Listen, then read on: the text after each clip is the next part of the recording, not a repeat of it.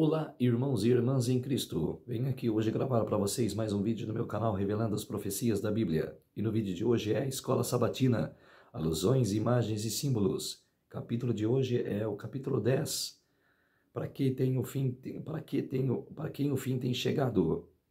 Antes de eu falar sobre esse assunto, preciso da ajuda de vocês para se inscreverem no meu canal revelando as profecias da Bíblia. Deixe seu like, ative os sininhos de notificações para receberem o meu vídeo.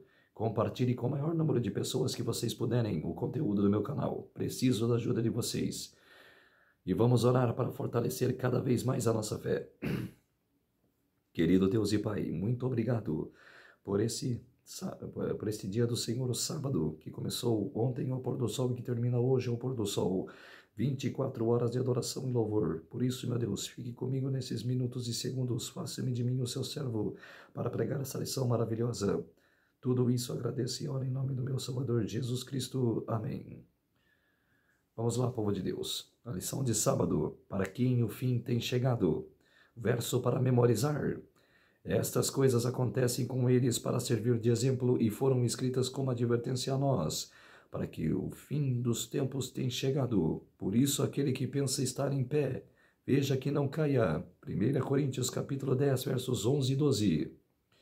A Bíblia está repleta de relatos sobre o povo de Deus que apontam para os eventos futuros e que não contém chaves para a compreensão da verdade presente. Alguns desses relatos prefiguram o evento dos últimos dias com detalhes surpreendentes, provendo uma base mais ampla para compreender as profecias de Daniel e Apocalipse. Sem violar a liberdade de consciência, Deus pode perfeitamente conduzir os eventos que ocorrerão nos últimos dias, os quais ele revelou aos profetas. Algumas histórias importantes são bem evidentes que os tipos dos eventos finais, porque o Novo Testamento se refere a elas especificamente ao descrever que os eventos dos últimos dias, Sodoma e Gomorra, o dilúvio e assim por diante. Outras histórias exigem reflexo e estudo mais aprofundados, para extrairmos delas as verdades que recebemos na Palavra de Deus. Nas próximas semanas examinaremos histórias importantes a fim de descobrir o que elas têm a dizer sobre eventos como a segunda vinda de Cristo, o juízo investigativo, a crise final e muito mais. Em meio a tudo isso, Cristo é um grande centro, pois ele deve ser o fundamento e objetivo final de todos os nossos empreendimentos proféticos. A lição de domingo, a ira do Cordeiro. Pergunta número 1. Qual será a reação dos perdidos ao ver os eventos dos últimos dias e desenrolando de repente? Apocalipse capítulo 6, versos 12 e 17. Os perdidos não perguntarão, o que é isso? Ou quem está por trás disso?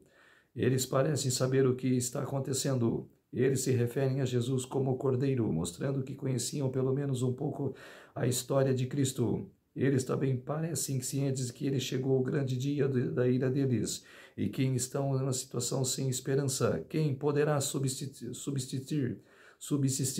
Apocalipse capítulo 6, verso 17. Antes do fim, o Evangelho será levado a todas as nações da terra, Mateus capítulo 24, verso 14. E as 3 mensagens angélicas serão proclamadas a todo o planeta.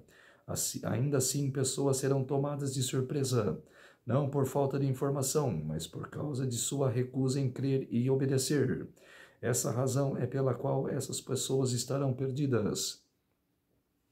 Pergunta número 2. Que lições aprendemos com a história de Noé? Mateus capítulo 24, versos 36 a 44. Jesus apontou para o dilúvio a fim de nos advertir que a sua segunda vinda será uma surpresa para muitos. Assim como o segundo advento, o dilúvio não foi uma surpresa para o mundo por falta de informação. Noé pregou por 120 anos para um mundo que se recusou a crer. O profeta anunciou que ocorreria, mas as pessoas simplesmente não creram. Entretanto, muitos argumentaram que 2000 anos desde que Jesus prometeu que voltaria significam que essas profecias são falsas. Usando a história do dilúvio, Pedro escreveu: nos últimos dias virão escarnecedores com suas zombarias, andando segundo as próprias paixões e dizendo: onde está a promessa da sua vinda? Porque desde os que os pais morreram, todas as coisas permanecem como desde o princípio da criação. 2 Pedro capítulo 3, versos 3 e 4. A cada ano que passa essa realidade só aumentará, com certeza. Pergunta no rodapé: na percepção de cada pessoa, ou a segunda vinda de Cristo, ou no caso dos perdidos, sua terceira vinda, ocorrerá apenas um instante após a morte, e a vida passa rapidamente. Essa verdade nos ajuda a lidar com que a demora da volta de Jesus. Quer dizer, tudo está no seu cumprimento. Jesus virá na hora certa. Não tenha pressa. Sim, tenha pressa de ir para o céu. Não a pressa que Jesus, que não tenha a pressa que isso ocorra, como se diz assim, os ímpios, né? Que demorem, de Jesus vir. Ainda zoam nós. Jesus deve vir rápido mesmo. Porque o mundo está em caos. As coisas devem acontecer rápido. Mas assim, sempre crendo e sendo fiel. Na lição de segunda-feira, o evangelismo de Noé. Muitos não estarão preparados para o retorno de Cristo porque de propósito esquecem que o aconteceu no dilúvio. 2 Pedro capítulo 3, verso 5. O mundo possui uma memória coletiva de um grande dilúvio. Um número surpreendente de culturas conta a história de um dilúvio devastador, dos antigos gregos aos maias. Apesar disso, a história de Noé hoje talvez seja um dos relatos bíblicos mais ridicularizados. Relatos como previsto, o mundo está deixando essa história de lado como um mito, ainda que ela tenha sido apresentada de modo claro e explícito no Antigo e no Novo Testamento. Pergunta número 3. Jesus disse que a situação no tempo do fim seria semelhante aos dias de Noé. Quais condições morais levaram ao dilúvio? Que paralelos existem entre esses dois momentos da história? Gênesis capítulo 6, versos 1 a 8 e Mateus capítulo 24, versos 37 a 39. A outra lição importante para o povo remanescente nos últimos dias. Noé constituiu uma arca para a salvação de sua família. Assim ele condenou o mundo e se tornou um herdeiro da justiça que vem da fé. Hebreus capítulo 11, verso 7. Imagine pregar por mais de um século, sem nada para mostrar, além de sua família na arca. Se Noé tivesse sido um evangelista moderno, seríamos tentados a considerá-lo um fracasso, pois sua pregação aparentemente não teve resultado. Felizmente, muitas partes do mundo são receptivas às 3 mensagens angélicas.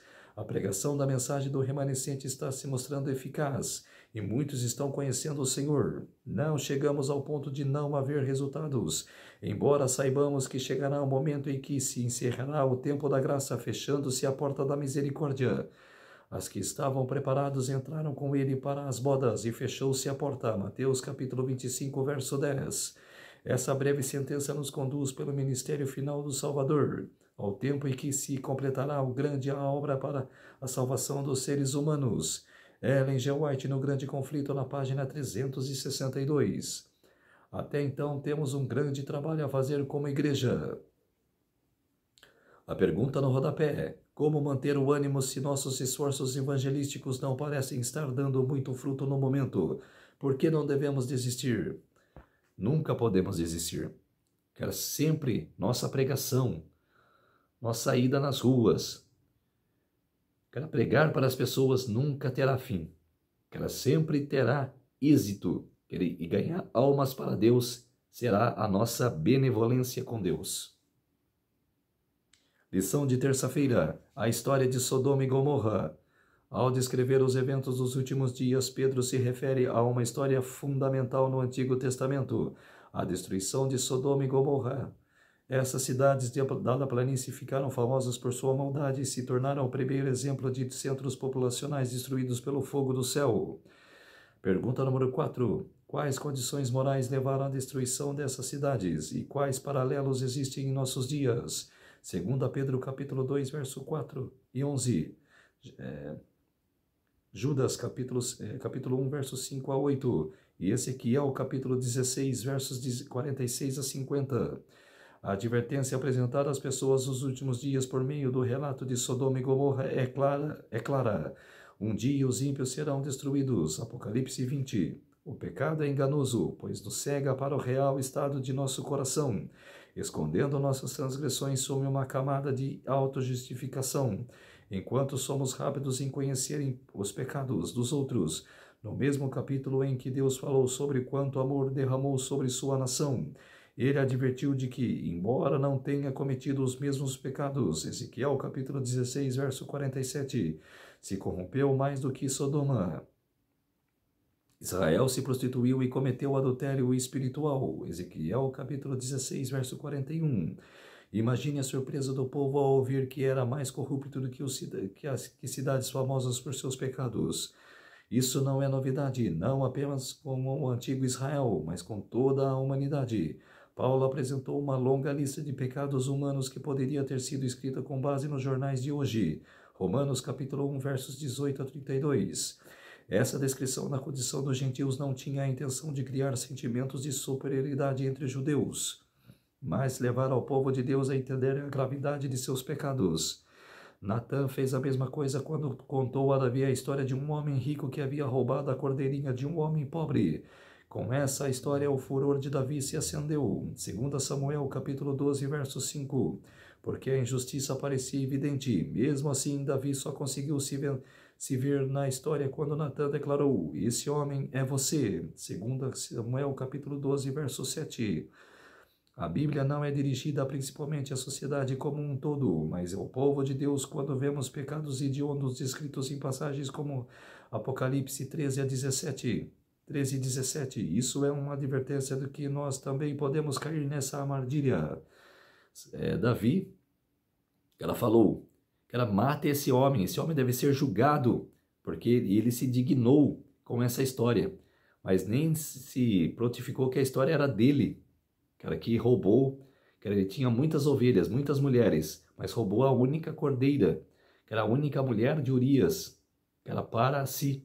Quer dizer, ele depois se indignou, ele falou que o pecador era ele mesmo, que quem merecia a sentença era ele. Ele se indignou, ele se indagou e como se diz... E como se diz, ele mesmo falou: eu sou pecador, não prejudique ninguém, prejudique somente a mim. Lição de quarta-feira: o juiz de toda a terra. Pouco antes da destruição de Sodoma, um episódio curioso ocorreu nas planícies de Manre. Deus visitou Abraão e prometeu que ele e Sara teriam um filho, de cuja descendência viria o Messias. Jesus, de fato, veio da linhagem de Abraão. Gênesis capítulo 3, verso 16.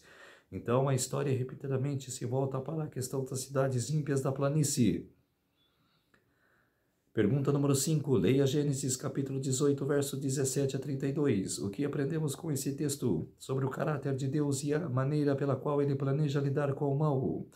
Deus não deve explicações, mas escolher revelar seus planos e motivações para a raça humana. Como escreveu Amós, certamente o Senhor Deus não fará coisa alguma sem primeiro revelar o seu segredo aos seus servos, os profetas. Amós capítulo 3, verso 7. Antes de Deus destruir Sodoma e Gomorra, ele declarou que a única coisa certa a fazer seria informar Abraão sobre o que estava prestes a acontecer, dizendo que ele iria testemunhar em breve. Deus permaneceu com Abraão enquanto 2 anjos foram à cidade ímpia para chamar os que estenderiam a advertência. É impossível não pensar os anjos simbólicos do Apocalipse que realizaram a mesma tarefa nos últimos dias, chamando o povo de Deus que vive em Babilônia para sair dela. Apocalipse capítulo 14, versos 6 a 12 e capítulo 18, versos 1 a 4. Enquanto a advertência final era proclamada, Deus conversava com Abraão sobre o que estava prestes a acontecer. Ele voluntariamente se sujeitou às perguntas do patriarca. Longe de te fazeres tal coisa a matar o justo com o ímpio, disse Abraão. O juiz de toda a terra não faria justiça. Gênesis capítulo 18, verso 25. Abraão não estava apenas avaliando o caso de Sodoma, mas também examinando o caráter de Deus. Da mesma forma, antes que venha o fim, Deus abrirá os livros do céu, Apocalipse capítulo 20, verso 4 e capítulo 11, verso 15, permitindo-nos investigar as evidências antes que ele faça descer fogo sobre a terra. Teremos 1000 anos para obter respostas para as nossas perguntas ainda não respondidas. Pergunta no rodapé.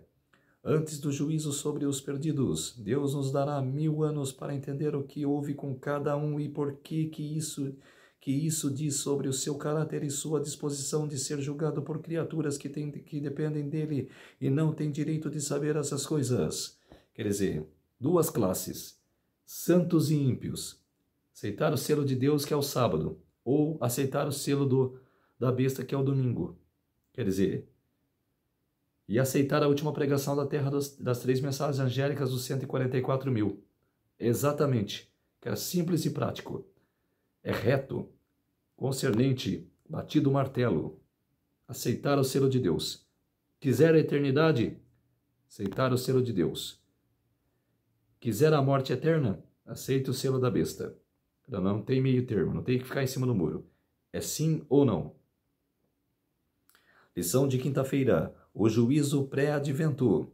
A descrição do juízo encontrada em Daniel 7 apresenta um vislumbre por trás do véu. Uma oportunidade inspiradora de ver como Deus está resolvendo o problema do pecado enquanto redime os que desejam viver em aliança com Ele.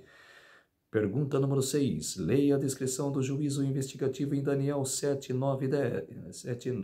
Capítulo 7, versos 9 a 10. 13, 14, 22, 26 e 27. Qual é o foco nesse juízo? Qual é o veredito dado no fim do processo? O que isso nos diz sobre o plano da salvação? A Bíblia destaca que a raça humana é julgada pelo Senhor. Deus há de trazer o juízo a todas as obras. Eclesiastes capítulo 12, verso 14. Paulo nos lembra de que não devemos julgar uns aos outros, pois todos temos de comparecer diante do tribunal de Deus. Romanos capítulo 14, verso 10. Deus não precisa de registros para saber que está salvo ou perdido, mas as criaturas têm perguntas, inclusive os anjos que têm examinado o plano da salvação ao longo do tempo. 1 Pedro capítulo 1, verso 12. E eles testemunharam a rebelião de Satanás e viram 1/3 dos anjos sendo expulsos do céu. Apocalipse capítulo 12, verso 4. E agora Deus traz os seres humanos à sua presença. Ele abre os livros e permite que seu povo veja tudo. A história da súplica de Abraão por Sodoma e Gomorra, que é um tipo do juízo, apresenta algumas ideias importantes sobre o juízo. Os pecados de Sodoma estavam evidentemente sendo investigados. Deus mencionou que o pecado da cidade lhe dera uma reputação tal qual o clamor contra ele era grande. Gênesis capítulo 18, verso 20. Mas não foram apenas Sodoma e Gomorra que foram investigados antes de sua destruição. Deus também deu a Abraão a oportunidade de examinar se ele estava agindo de forma justa ao destruir os ímpios. Entretanto, quem aparece em meio ao juízo celestial de Daniel 7 é o Filho do Homem, Jesus Cristo. Daniel capítulo 7, versos 13. Mateus capítulo 20, verso 28. A presença dele é a única razão pela qual esse juízo é a favor dos santos do Altíssimo. Daniel 7, 22. É somente a perfeita justiça de Cristo que leva seu povo a ser aprovado no juízo. Pergunta no rodapé. Imagine ser julgado e ter todos os seus segredos expostos diante do nosso Deus Santo. Qual é a sua única esperança no momento do juízo? Andar certo no mundo. Andar certo, que era na lei divina, a lei de Deus. Retamente. Lição de sexta-feira, estudo adicional. As acusações de Satanás contra os que seguem o Senhor não são movidas por seu desagrado pelos pecados cometidos. Ele se alegra com os defeitos do caráter deles, pois sabe que é somente por suas transgressões da lei de Deus que eles obtêm poder sobre eles. Suas acusações nascem unicamente de sua inimizade por Cristo. Mediante o plano da salvação, Jesus está rompendo o domínio de Satanás sobre a família humana e libertando-a de seu poder. Com sua própria força, o ser humano não pode enfrentar as acusações do inimigo. Está perante Deus com as vestes manchadas de pecado e confessando sua culpa. Mas Jesus, nosso advogado, apresenta uma eficaz alegação em favor de todo aquele que, pelo arrependimento e pela fé, confiou o coração a ele. Cristo defende sua causa e, mediante os poderosos argumentos do Calvário, derrota o acusador. Sua perfeita obediência à lei de Deus deu-lhe poder no céu e na terra, e solicita ao seu Pai misericórdia e reconciliação para com o ser humano culpado. Ellen G. White, o Profetas e Reis, Profetas e Reis, na página 341 e 342. Quer dizer, isso foi a lição número 10. Vamos orar para fortalecer cada vez mais a nossa fé. Querido Deus e Pai, muito obrigado por esses minutos e segundos que o Senhor esteve comigo. Fez-me de mim o seu servo, para declarar essa lição maravilhosa para todos os povos, nações e línguas, para apresentar eles a verdade. Por isso, meu Deus, tudo isso agradeço e oro em nome do meu Salvador, Jesus Cristo. Amém. Então, povo de Deus, se inscreva no meu canal Revelando as Profecias da Bíblia. Ative os sininhos de notificações para receberem o meu vídeo. Deixe seu like, compartilhe com o maior número de pessoas que vocês puderem o conteúdo do meu canal. Preciso da ajuda de vocês. Um feliz sábado a todos e até o próximo vídeo. Tchau!